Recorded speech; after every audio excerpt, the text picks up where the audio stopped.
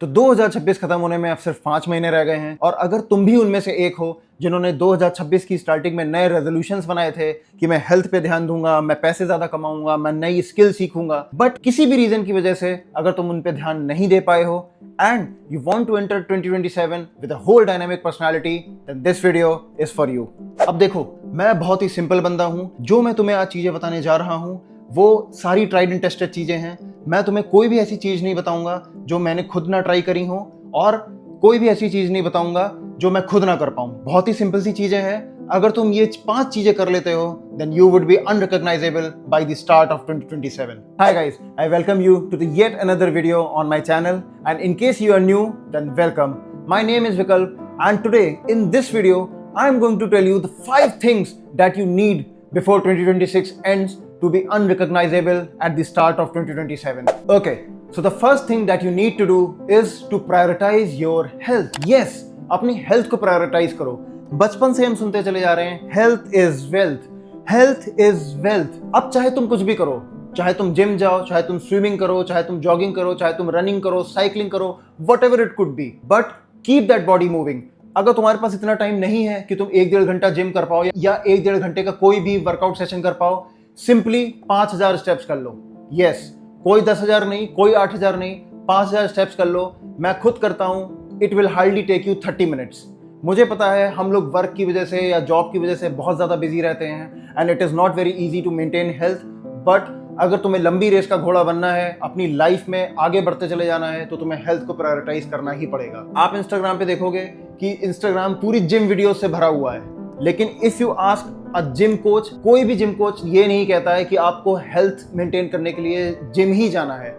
वो बस यही कहते हैं कि कीप दैट बॉडी मूविंग। तो अपनी हेल्थ पे ध्यान दो। तो सेकंड चीज जो तुम्हें करनी है that is to learn new skill. एक कोई भी ऐसी स्किल सीखो जो तुम्हें फाइनेंशियल इंडिपेंडेंस दिलाए, जो तुम्हें पैसा कमाने में हेल्प करे। अगर तुम एक कॉलेज स्टूडेंट हो तो तुम एक ऐसी स्किल सीखो जो तुम्हारे फील्ड में काम आए, जो तुम्हारे फ्यूचर के हिसाब से काम आए। किसी भी फ्रेंड को देख के कोई भी इररिलेवेंट स्किल मत सीखो कि यार वो मार्केटिंग सीख रहा है तो मैं भी मार्केटिंग सीखूंगा। नहीं, अगर तुम फाइनेंस से हो तो तुम ऐसी स्किल सीखो जो तुम्हारी फाइनेंशियल वर्क में काम आए, जैसे एडवांस एक्सेल हो गया, टैब्लू हो गया, पावर बीआई हो गया, टैली ईआरपी हो गया। अब आजकल एआई और मशीन लर्निंग के बहुत सारे कोर्सेज आ रहे हैं। अगर मैं तुम्हें अपना एग्जांपल दूं तो मैं ऐसे टीचर्स को जानता हूं जिन्होंने सिर्फ एक सब्जेक्ट में मास्टरी करके अपनी पूरी लाइफ बना डाली। They are competent enough, they have more than 25 years of experience and they are serving the mankind by teaching the students. For example, मैं अपने कोचिंग वाले सर की बात कर लूं, उन्होंने मैथ्स पढ़ा पढ़ा के he is earning his livelihood and he is making lakhs of money. तो अपने आप को एक स्किल में अपडेट करो। अगर तुम ये कर लेते हो तो बहुत पावरफुल बन जाओगे। और अगर तुम किसी भी एक पैनल में बैठे हो और तुम्हें वो स्किल आती है, तुम उतने कॉम्पिटेंट हो, तो तुम्हें सबसे ज्यादा प्रायोरिटी मिलेगी। The next thing that you should do is gratitude. जो भी अपना काम कर रहे हो, भगवान को साथ लेके चलो, उनसे मांगा करो, उनसे बोला करो कि भगवान, मैं अपनी लाइफ में अच्छे से काम करने को तैयार हूँ, पूरी मेहनत करने को तैयार हूँ, पूरी नियत से काम करने को तैयार हूँ, बस आप अपनी कृपा मेरे पे बनाए रखना। मंदिर जाया करो, सुबह पूजा किया करो, भगवान को जल चढ़ाया करो। भाई भगवान सुनते हैं। अगर तुम अच्छी नियत रख के अपना काम करते चले जाओगे, अपनी फैमिली के लिए, अब मैनकाइंड के लिए, अपनी कंट्री के लिए, भाई भगवान सुनेंगे। सबकी सुनते हैं भगवान। सर्जरीज के बाद जब 2 साल वाला वो इतना गंदा फेज आया था, मैंने इतना कुछ खोया था। मैंने भगवान से लिटरली मांगा है कि भगवान मुझे बस इस लायक बनाना कि मैं अपनी फैमिली के लिए, अपनी कंट्री के लिए या फिर मैनकाइंड के लिए कुछ ना कुछ कर सकूं। And he has been kind. उन्होंने मुझको दिया है। अब क्या है वो चीज मैं डिटेल में किसी और वीडियो में शेयर करूंगा, बट यस, भगवान से मांगा करो। भगवान नियत देखते हैं।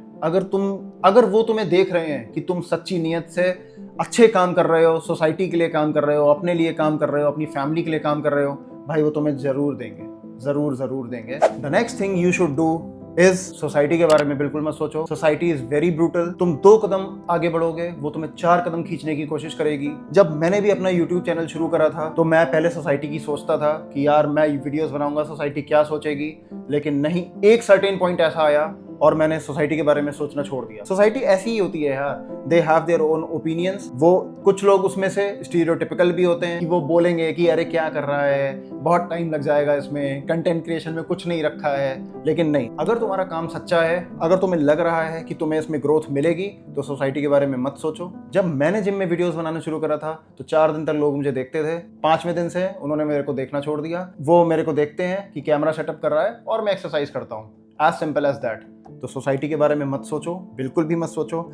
अगर तुम्हें लाइफ में कुछ लेजेंडरी करना है, अगर तुम्हें रैट रेस से बाहर निकलना है, और अगर तुम कुछ ऐसा यूनिक क्रिएट करना चाहते हो जो तुम्हारी एंटायर ब्लड लाइन ने ना क्रिएट किया हो, तो तुम्हें सोसाइटी के बारे में सोचना छोड़ना पड़ेगा। Last but certainly not the least, procrastinate करना छोड़ दो। तुम्हारे ड्रीम्स और तुम्हारे रियलिटी के बीच में जो एक चीज बैठी है ना, वो है तुम्हारा प्रोक्रेस्टिनेशन। 15 फरवरी 2026 को मैंने अपना यूट्यूब चैनल बनाया था, लेकिन समहाउ मैं सोसाइटी के बारे में सोचता था और मैं थोड़ा थोड़ा प्रोक्रेस्टिनेट करता था कि मैं यार चलो कल कर लूंगा, अरे वीकेंड आ रहा है, वीकेंड में बैठ के 10 घंटे में निपटा लूंगा।